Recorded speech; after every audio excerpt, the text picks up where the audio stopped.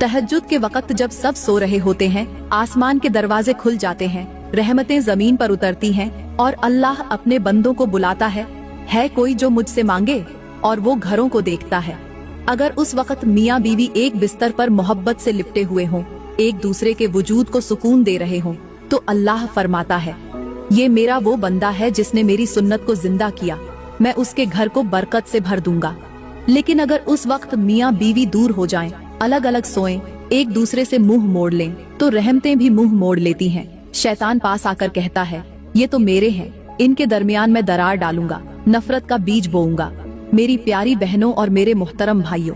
क्या आपने कभी सोचा है कि रात के सन्नाटे में जब पूरी दुनिया नींद की गहराइयों में डूबी होती है, उस वक्त अगर मियाँ बीवी एक ही बिस्तर पर एक दूसरे के साथ लेटे हों, तो आसमान से कैसी कैसी रहमतें नाजिल होती हैं। कभी गौर किया है कि जब कमरे की रोशनी मध्यम होती है, हवा थम जाती है, जब सब कुछ पुरसुकून हो जाता है,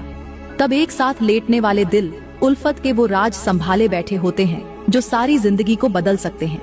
यही वो लम्हा होता है जब रब ए कायनात दुनिया पर नुज़ुल फरमाता है और आवाज लगाता है कोई मांगने वाला, मैं अता करूं, है कोई पुकारने वाला, मैं सुन लूं, है कोई तौबा करने वाला, मैं बख्श दूं।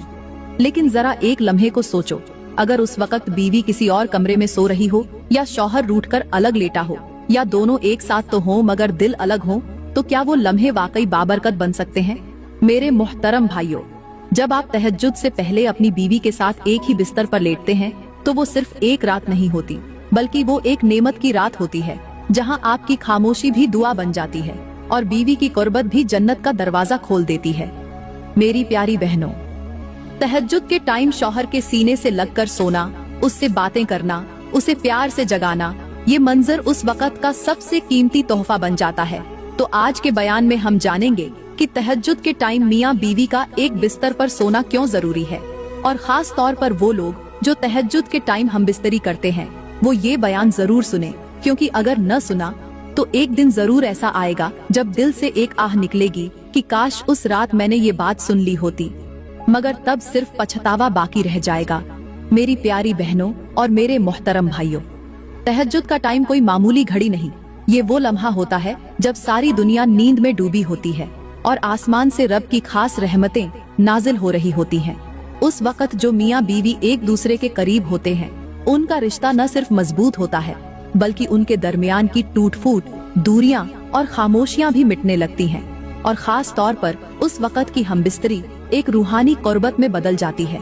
उस वक्त की हमबिस्तरी औरत के दिल में सुकून, तहफ़्फ़ुज़ और तवज्जो का एहसास जगाती है और मर्द के दिल से बोझ, थकन और बेचैनी को निकाल देती है। वो शौहर जो सारा दिन के थके हुए जहन के साथ घर आता है, और वो बीवी जो दिन भर की थकन में भी अपने शौहर की मुस्कुराहट को तरसती है, उन दोनों के लिए तहज्जुद के टाइम की हमबिस्तरी एक ऐसी दवा बन जाती है जो न सिर्फ उनके रिश्ते को जोड़ती है, बल्कि रब की तरफ से दिलों में सुकून, घरों में रहमत और सजदों में असर डाल देती है। मेरी प्यारी बहनों, सबसे पहले मैं तुम्हें तहज्जुद के टाइम की हमबिस्तरी के वो फायदे बताऊंगी जो आम लोगों की नजरों से छुपे होते हैं, वो फायदे जो सिर्फ उन्हें नसीब होते हैं, जो रब के दिए गए रिश्ते को समझते हैं, निभाते हैं और रात के सन्नाटे में उस ताल्लुक को इज्जत देते हैं जिसे निकाह का नाम दिया गया है।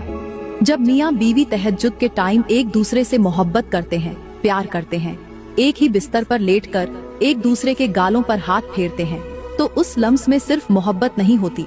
उसमें रब की रजा छुपी होती है। उस लम्हे की हमबिस्तरी सिर्फ जिस्मानी ताल्लुक नहीं रहती,